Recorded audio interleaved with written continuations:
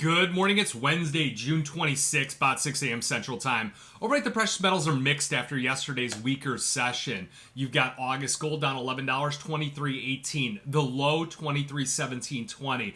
On silver, if you're trading the July contract, you need to roll over to September. All the different trading platforms are going to default to September as that front month contract. The critical level on the September silver in the overnight session, it held $29, $29.01, trading about $29.22 last year. So futures, they really came under pressure yesterday as I was filming the Metals Minute. You had Fed Speaker Michelle Bowman. She delivered a hawkish stance on Fed policy. That, coupled with the 7:30 a.m. higher than expected consumer confidence figure, drove futures lower, and really into the European close was when we saw the towels being thrown in. If you don't know when that closes, it's 10:30 a.m. Central Time. Now, the reason is that Europe really faces some challenges with the CAC 40 wiping out most of its gains, if not all of its gains for the year due to the snap elections. That risk-off sentiment in Europe really drove the expectations for 2 additional interest rate cuts from the ECB.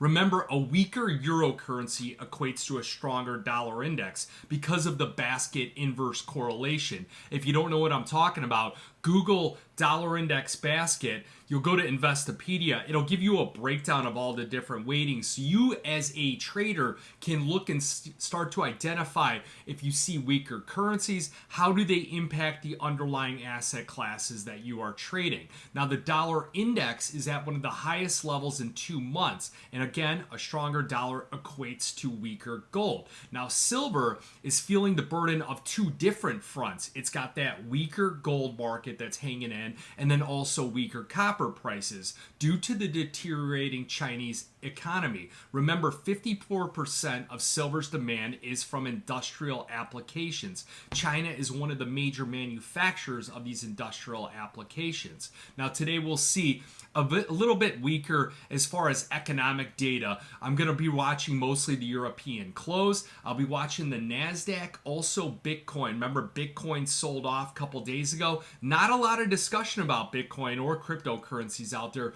The bulk of them are really selling off right now. They're coming into some critical levels of support from previous months. We'll see if any kind of momentum comes in, because momentum tends to carry over, and kind of the order of operations is like the Bitcoin, then the NASDAQ, then things like silver and other asset classes that people like to go into that they feel like they can get highly leveraged in their plays. Now, as the quarter ends this week, I believe that traders will reposition in markets such as gold and copper, which have had historically strong July performances. If you look at silver, silver historically has weaker June data. So as we come to the closer, hopefully we're at a springboard where we can get these other metals such as gold and copper traveling higher, and then they can bring up that silver market. So the critical levels to watch on the S&P 500, your pivot point, I believe, is right around here, 55.30.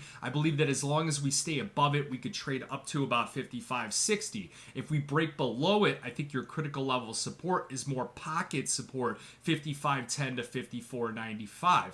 Now, gold really remains in this holding pattern. It's down about 4.5% since the May highs. Your critical level of support, call this kind of the line in the sand, I think is 2,300. Your resistance point is going to be about 2,367, and then your trend reversal points 2,392. So this kind of $60 to $80 range we've been in for quite a while now. So we just need things to start to snowball in a fashion to get ourselves in a momentum heading back higher. Now, silver is at the low end of a sideways channel. So zoom back, look at it. You know, what you don't want to see is that you chase the market back when we were up $1.20 last Thursday. You end up buying those highs in anticipation for a breakout, and then you get the sell-off on Friday, and then it goes to a Monday, Tuesday, Wednesday deterioration, and then you're left holding the bag at those higher levels. That's why I really believe, rather than trading things like the 5,000 ounce futures contract, I really believe that those smaller 1,000-ounce contracts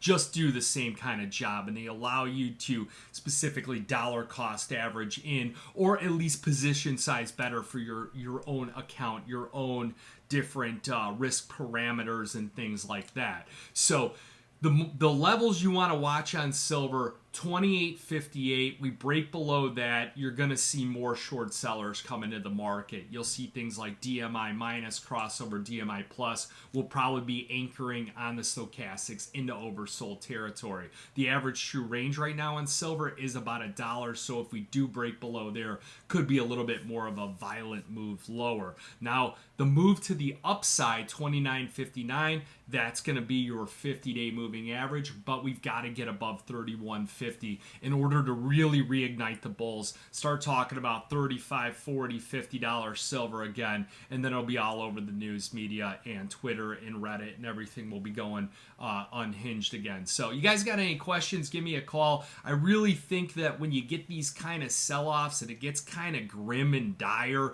you kind of want to take down some of your exposure. And then the way to maintain that kind of exposure, this is what fund managers do. They'll take off the high beta, high risk positions, and then they'll go into things that are cheaper, like call spreads or outright calls for calculated risk. That way they're not in risk of getting stopped out or pressed out due to margins, and then the market snaps back. They keep their upside exposure there. So I'll be looking at more call options, call spreads, gold, silver, copper, all those particular different markets. Again, give me a buzz, 312-858-7303. I'll be on the Yahoo Finance channel at 2:45 Central Time today. Good luck, good trading. Remember, futures and option trading does involve risk of loss. May not be suitable to all investors. Good luck, good trading.